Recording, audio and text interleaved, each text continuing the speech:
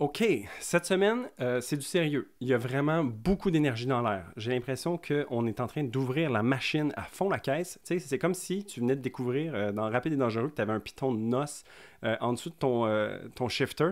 Fait que tu viens de découvrir que tu as une puissance qui est incroyable et un petit peu difficile à contrôler qui se trouve dans ta voiture. C'est aussi une semaine qui va être un peu en dents de scie parce qu'il y a tellement de choses qui s'ouvrent, il y a tellement de choses à intégrer que j'ai l'impression qu'on fait une espèce de mouvement back and forth comme ça qui va peut-être être inconfortable, qui va peut-être nous amener à décoller du sol, mais en tout cas, on est en train de placer un petit peu le craziness ou la folie de 2025, puis je pense qu'on a vraiment les deux pieds dedans.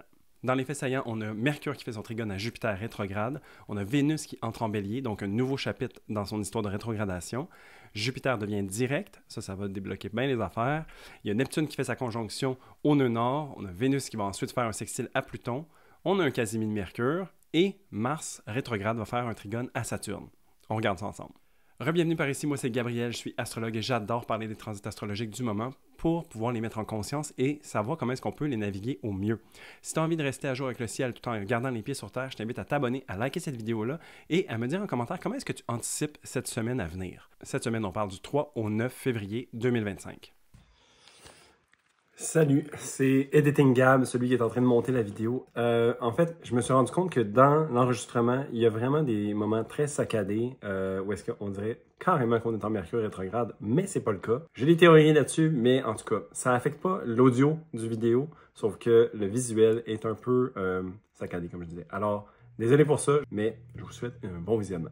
Cette semaine, on commence avec une lune en bélier, donc qui va venir faire son carré à Mars rétrograde. On a Mercure qui fait un trigone à Jupiter et la lune va transitionner dans le taureau sur la fin de la journée.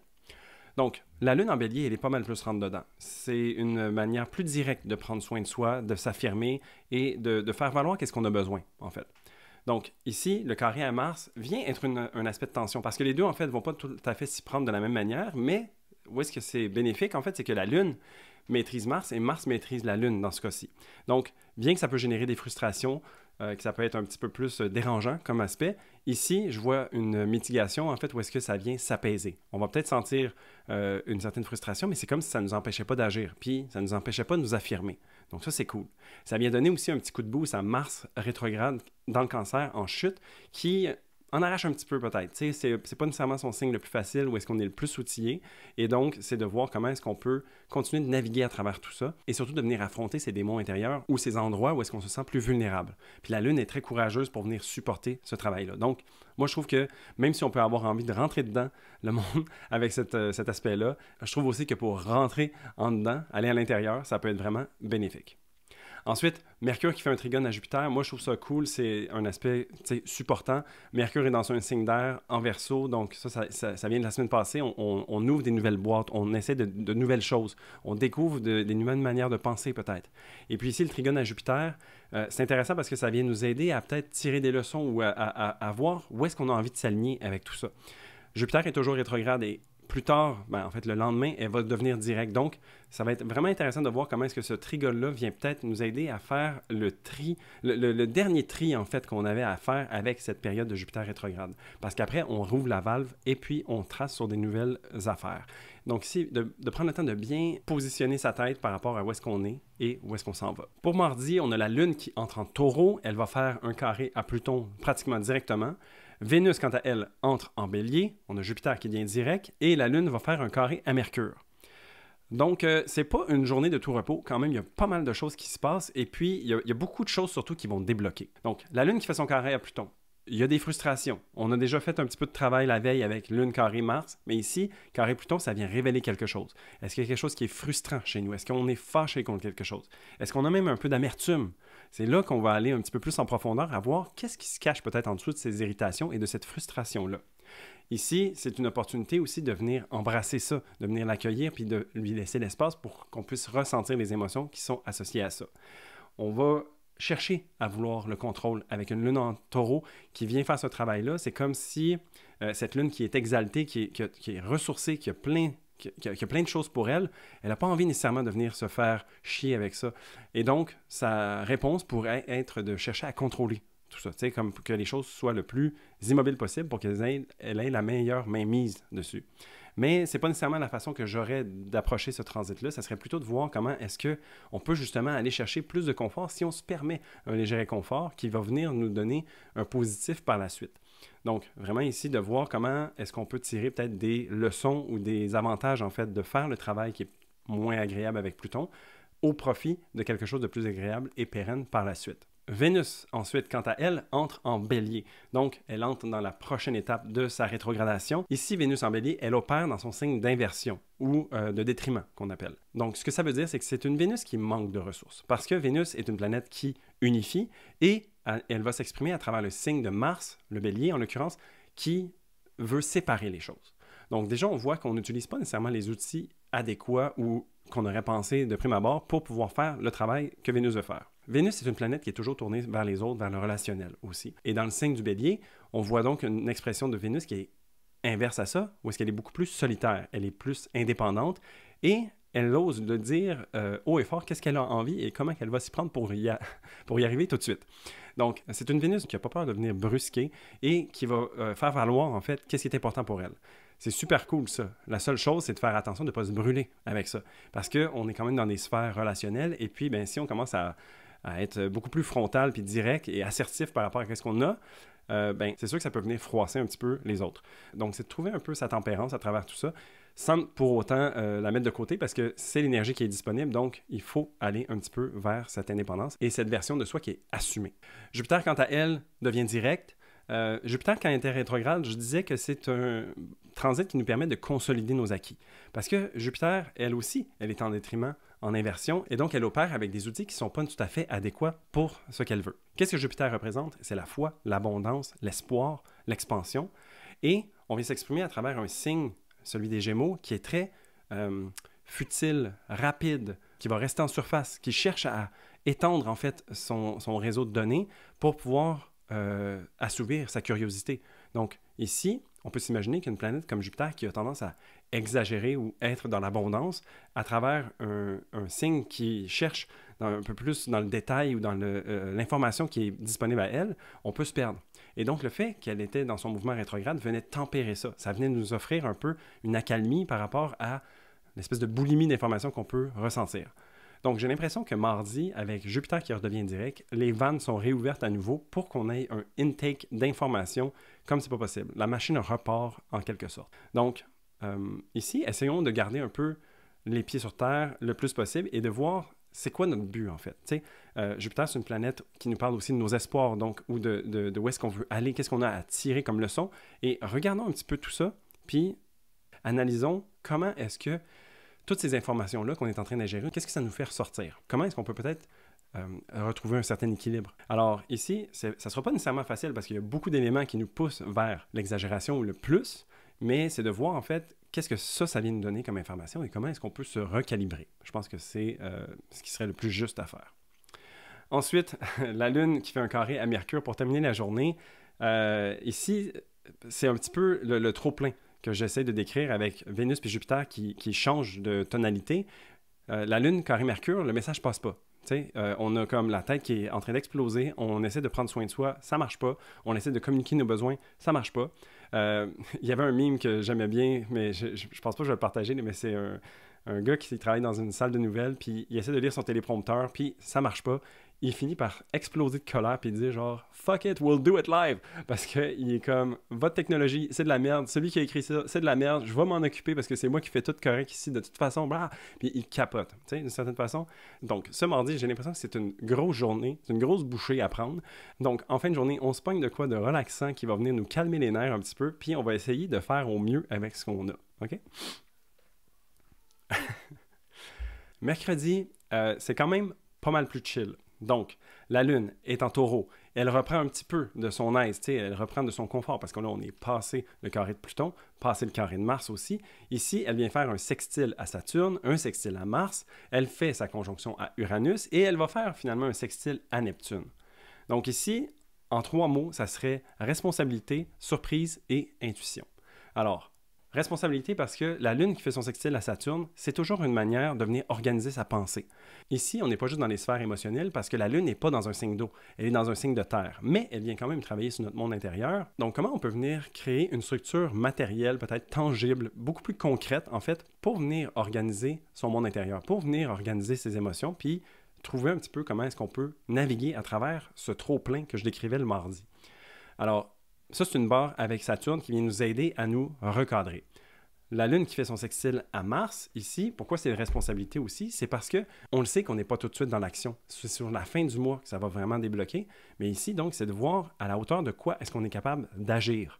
Quand on avait la Lune qui faisait un carré à Mars, je disais qu'il y avait comme un petit coup de boost pour être capable de faire quelque chose.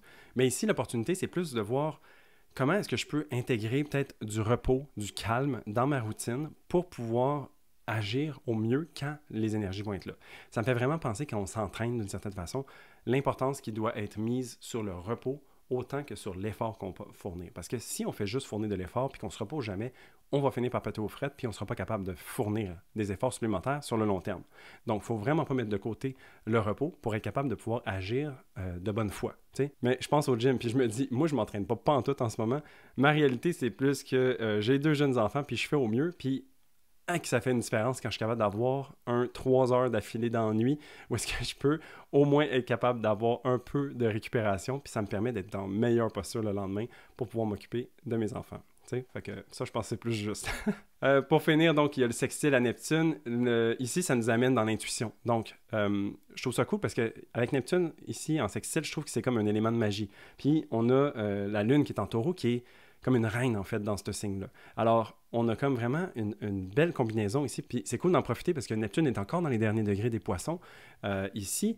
Donc, de voir, en fait, comment est-ce qu'on peut mettre quelque chose, un peu de magie dans son quotidien. Comment est-ce qu'on peut voir qu'il y a quelque chose à l'intérieur de nous, à l'intérieur de nos émotions, un message qui est passé, qui vient vraiment nous aider à concrétiser comment est-ce qu'on se sent à l'intérieur, à l'extérieur de nous. T'sais? Puis l'exemple qui me vient en ce moment, c'est de voir comment nous, moi et ma blonde, on est toujours en train de regarder, OK, ça a été quoi nos wins, ça a été quoi nos difficultés cette semaine, puis comment est-ce qu'on peut changer peut-être notre façon de faire, notre quotidien, comment est-ce qu'on peut mettre de l'énergie sur les choses où est-ce que ça a été plus difficile pour qu'on crée de la facilité. Donc, on essaie de faire ressortir, en fait, nos besoins et de trouver des manières ingénieuses ou inspirées de venir transformer notre quotidien qui va faire en sorte qu'on va se sentir mieux tout le temps. Donc, bon, en tout cas, on va espérer. Hein? Mais donc, c'est ça le but un petit peu, c'est de plonger dans son intuition, dans ses émotions pour voir comment est-ce qu'on peut peut-être se créer une réalité plus agréable. Jeudi. Donc, là, je me rends compte que la semaine est pas mal en dents de scie. Jeudi, on a la Lune qui entre en Gémeaux. Elle va faire un sextile à Vénus qui est rendu en Bélier, un trigone à Pluton et une conjonction à Jupiter. Donc, on a parlé de Vénus et Jupiter qui sont un petit peu bien excités en ce moment. Donc, la Lune qui est ici dans des aspects quand même excitants aussi, ça vient amplifier tout ça. La Lune, elle va être en Gémeaux déjà. Donc, la Lune en Gémeaux, elle, c'est une Lune qui est plus en superficie.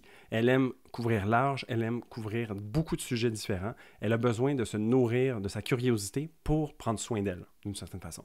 Alors, on peut s'imaginer que ça peut partir déjà un petit peu dans tous les sens. Le sextile avec Vénus, ce qui arrive, c'est qu'avec une Vénus qui est beaucoup plus indépendante, puis qui en a pas mal juste pour sa gueule en ce moment, eh bien, c'est comme si on se foutait de tout ce qui se passe autour de nous et on suit notre voie. Donc, tu sais, il y a quelque chose qui devrait être fait, mais c'est pas ça que j'ai envie.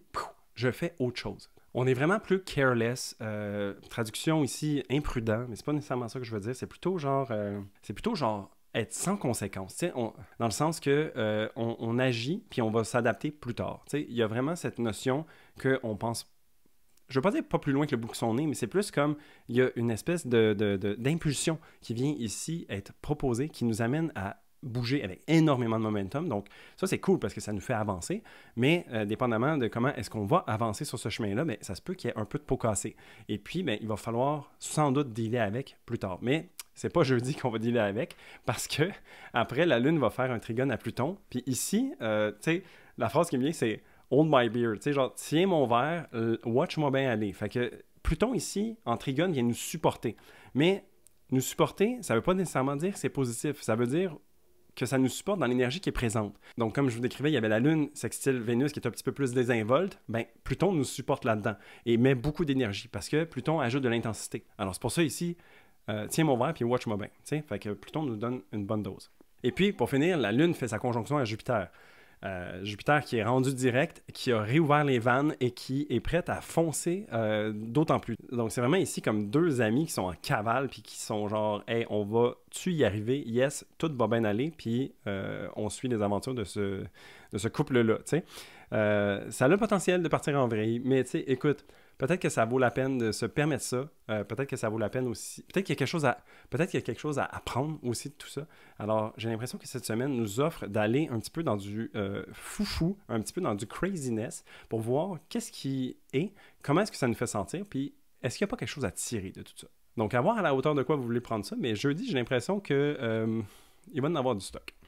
Vendredi, on continue d'être un peu dans la désillusion avec Neptune qui fait sa conjonction au nœud nord, Vénus qui fait son sextile à Pluton, la Lune fait un trigone à Mercure et un carré à Saturne. Donc, on continue dans les idées de grandeur. Avec la conjonction de Neptune au nœud nord, c'est sûr qu'il faut essayer de garder les pieds sur terre, mais c'est la première fois qu'on va vraiment vivre cet aspect-là. Il se resserre depuis quelque temps, donc on le sent, qu'il y a un petit peu une montée de cette énergie-là. Neptune, c'est une planète qui nous crée de la confusion, du flou, qui peut nous amener aussi à voir les choses plus belles qu'elles ne sont. T'sais? Donc, il y a cette notion de désillusion. Et donc, avec le nœud nord qui amplifie tout ça, écoute, c'est sûr que ça peut nous faire décoller du sol d'une certaine façon. Mais encore là, c'est pas foncièrement négatif, c'est juste de se rappeler en fait qu'est-ce qui est en train de se jouer. T'sais? Neptune aussi, on parle souvent de cette planète-là comme étant une planète qui représente les médias. Alors peut-être que dans les nouvelles ou dans les choses qui se passent dans le monde, il y a comme une montée qui se fait ressentir, puis ça aide pas nécessairement toute l'espèce de frivolité qu'on a depuis le début de la semaine avec Vénus puis Jupiter qui sont en train de se mettre dans les éléments de feu et d'air et d'y aller à fond la caisse. T'sais? Donc, gardez le plus possible les pieds sur terre. Vénus fait son sextile à Pluton. Ici, un petit coup de boost de Pluton sur Vénus qui est vraiment dans l'indépendance. Ici aussi, habituellement, un Vénus sextile Pluton, ça vient approfondir les relations. D'une certaine façon, c'est ça l'opportunité. On est avec une Vénus qui est en détriment. Donc, elle est en inversion et elle en a plus pour elle. Alors, j'ai l'impression que la connexion qu'on peut ressentir plus profondément, ça va être avec nous-mêmes. Ça veut dire peut-être qu'on va avoir une propension à se couper de l'extérieur ou faire une espèce de huis clos où est-ce qu'on va essayer de rester avec soi-même pour voir vraiment qu'est-ce qu'on a envie de faire et d'y aller. Ça ne veut pas dire qu'on va nécessairement pas être en contact avec les autres, mais ça veut dire qu'on va être en contact avec des gens qui vont vraiment vouloir faire la même chose que nous, en fait. T'sais? Donc, il y a cette espèce de profondeur très affinée, en fait, qui est disponible ici. La Lune qui fait son trigone à Mercure, bon, mais là, enfin, la communication commence à repasser. Fait que ça va faire du bien parce que, d'une certaine façon, on ne l'avait pas super facile, puis il y a beaucoup de choses qui se passent. Mais je rappelle que quand il y a beaucoup de choses qui se passent, tout le monde le vit dans son petit monde à soi. Donc ici, c'est comme si on arrivait à créer des ponts, à créer une espèce de connexion où, dans le conscient, on est capable de voir comme « Ah oui, attends, excuse, c'est vrai que toi, tu es en train de vivre ça autant que moi. » Donc, est-ce qu'on peut s'aider? Est-ce qu'on peut s'allier d'une certaine façon? Est-ce qu'on peut peut-être partager quelque chose qui vient nous aider à y voir plus clair? T'sais? Donc ça, super positif. On finit la journée quand même sur un Lune carré Saturne. Donc, j'espère que toute cette frivolité qui dure depuis, ma foi, mardi, on se prendra pas trop un gros mur, en fait, avec ça. Parce que Lune carré Saturne, c'est on bloque nos émotions, on bloque on bloque de prendre soin de soi. Puis souvent, ça peut nous amener vers un peu de déception, une espèce de déprime qui est passagère, puisqu'on parle de la Lune, mais c'est comme si on se prenait un coup dur de genre comme « Ah, attends, non, j'ai plus de jus.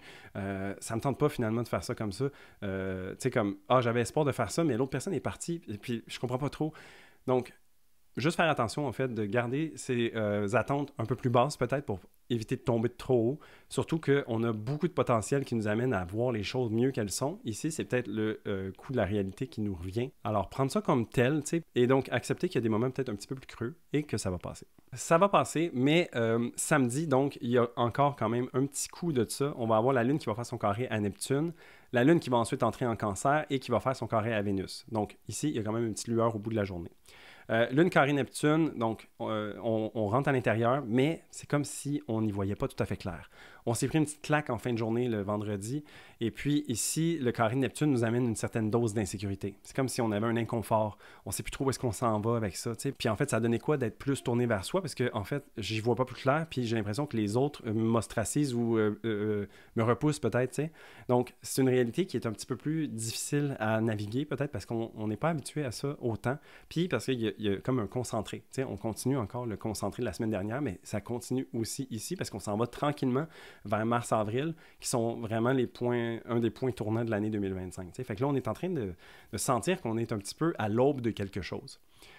Quand la Lune va entrer en Cancer, on va pouvoir trouver refuge à l'intérieur de soi. Donc ça va faire du bien, parce que la Lune en Cancer, elle est en domicile, elle regagne beaucoup d'outils et de ressources pour pouvoir prendre soin d'elle. Et puis, le carré de Vénus aussi, même si Vénus est dans un signe d'inversion, ici, ça nous amène quand même à prendre soin de nous, d'autant plus. T'sais. Fait que c'est comme si, oui, OK, on est peut-être parti en folie avec Vénus qui vient d'entrer dans le Bélier, puis on se prépare tout à la rétrograde et tout ça. Il y a beaucoup de choses qui vont être mises de l'avant avec la rétrogradation de Vénus, mais ici, le carré de la Lune à Vénus vient nous rappeler en fait que, OK, c'est beau de mettre le pied sur le gaz puis d'aller dans une direction, mais il faut quand même prendre le temps d'aller remettre un peu de gaz dans le char. T'sais. Donc, c'est ici un appel à se calmer puis à revenir à soi pour pouvoir continuer de profiter des énergies qui sont disponibles, mais de ne pas sentir qu'on est dans un vide à l'intérieur. Dimanche, on a Mercure qui fait son quasimi au Soleil, on a Mars rétrograde qui va faire un trigone à Saturne, la Lune va être en conjonction à Mars rétrograde, ensuite elle fait son trigone à Saturne et un sextile à Uranus. Donc, c'est une semaine qui finit quand même sur une belle note. Mercure, quasimi, Soleil, ça c'est une conjonction. Donc, ici, on a les idées claires, en fait. Tu sais, comme je disais qu'on avait commencé à faire des ponts avec la Lune qui faisait un trigone à Mercure. Ici, c'est comme si elle venait se nettoyer, en fait. On a les idées claires, on sait où est-ce qu'on a envie d'aller. On est dans les énergies du Verseau, donc on sait aussi quelle épingle on a envie de tirer de son jeu. Tu sais, on a envie de faire les choses différemment. Et puis, c'est comme si, en fait, on savait c'était quoi le chemin qui se traçait devant nous, c'est quoi le plan, tu sais. Mars rétrograde qui fait son trigone à Saturne, bien ici, c'est de la pérennité, c'est de l'engagement. C'est comment est-ce que notre action peut être supportée par une structure. Et donc, je sais que j'arrête pas de dire depuis des semaines qu'on n'est pas tant dans l'action avec un Mars rétrograde, mais tout ce travail qu'on fait à l'intérieur commence à se consolider et on commence à y faire du sens. Donc, ici, le trigone de Saturne vient nous aider à raffirmer comment est-ce qu'on se sent à l'intérieur de nous et puis s'assurer que les dernières vérifications sont faites parce que veut pas, Mars redevient direct dans 2 semaines et demie environ à cette période-là. Alors, ça va commencer à se faire ressentir et à bouger. Et puis aussi, avant que Mars devienne direct, il y a toujours ce ralentissement. Alors, Saturne vient nous aider et nous dire, en fait, OK, c'est bon. Tu sais, le travail commence à avoir été fait, puis ici, tu peux commencer à te poser avec ça. Prendre le temps d'infuser vraiment les derniers moments que tu as dans ces énergies-là. Et puis après, tu sais, comme ça va se placer. Mais j'ai l'impression que c'est une période d'incubation, en fait, qui est en train d'être amorcée. La Lune est de la partie aussi. Elle fait sa conjonction à Mars et le trigone à Saturne. Donc, elle est là pour nous ramener aussi à l'intérieur. Elle est là pour venir nous couver d'une certaine façon. La Lune en Cancer, elle est chez elle. Elle prend soin de nous. Elle prend soin des planètes qui sont aussi dans son signe. Alors, Mars est là et reçoit aussi cette dose de Saturne. Donc, pour venir nous offrir une sécurité, une stabilité qui va faire du bien. Alors ici, moi, je trouve que de se rappeler en fait que peut-être qu'on a besoin d'agir par rapport à soi, mais de façon alignée, ça serait vraiment la meilleure façon de se positionner pour le mouvement direct qui s'en vient. Dernier aspect de la semaine, on a la Lune qui fait son sextile à Uranus. Ici, bon, on a eu une semaine un petit peu en dents de scie avec beaucoup de folie. Ici, c'est comme si c'était la dernière surprise qui nous ouvre sur la semaine suivante. Mais à voir qu'est-ce que ça va être. Mais j'ai l'impression qu'on finit la semaine sur un petit cliffhanger. La semaine prochaine, donc... OK, on parle d'Uranus avec un petit cliffhanger. Je crois que je sais de quoi il en retourne quelque peu. Parce que la semaine prochaine, dans les faits saillants, on a Mercure qui fait son carré à Uranus. On a la pleine Lune en Verseau qui va être au carré d'Uranus. Donc, le Soleil et la Lune reçoivent un carré d'Uranus. Et on a Mercure qui entre en Poisson. Donc, Uranus en carré, vous le savez, c'est un de mes aspects préférés. Hein? C'est pas vrai. C'est un aspect qui vient nous déranger, qui vient tirer le tapis d'en dessous de nos pieds. Alors, j'ai l'impression que le petit cliffhanger qu'on a, il y a quelque chose de positif sur la semaine qui finit, mais pour la semaine d'après, il va y avoir une petite période d'intégration. Parce que même s'il y a quelque chose de positif, ça ne veut pas dire qu'on n'a pas besoin de s'adapter à une nouvelle réalité. Puis j'ai l'impression que c'est ça que la semaine prochaine nous amène. Puis avec Mercure en Poisson, on va voir où est-ce que ça va donner, mais je pense qu'on va être inspiré. Sur ce, je te souhaite une excellente semaine. N'hésite pas à liker cette vidéo-là et m'écrire en commentaire comment est-ce que tu anticipes un petit peu cette folie de semaine qui se présente à nous. Si tu as envie de travailler avec moi aussi, je vais bientôt mettre en place une structure pour que vous puissiez le faire facilement à travers mon site de rendez-vous. Mais sinon, en attendant, vous pouvez toujours m'écrire sur Instagram ou par courriel. Ça va me faire plaisir qu'on trouve ensemble une plage horaire qui fonctionne pour nous deux. Et donc, sur ce, moi, je vous souhaite une excellente semaine et je vous dis à très bientôt.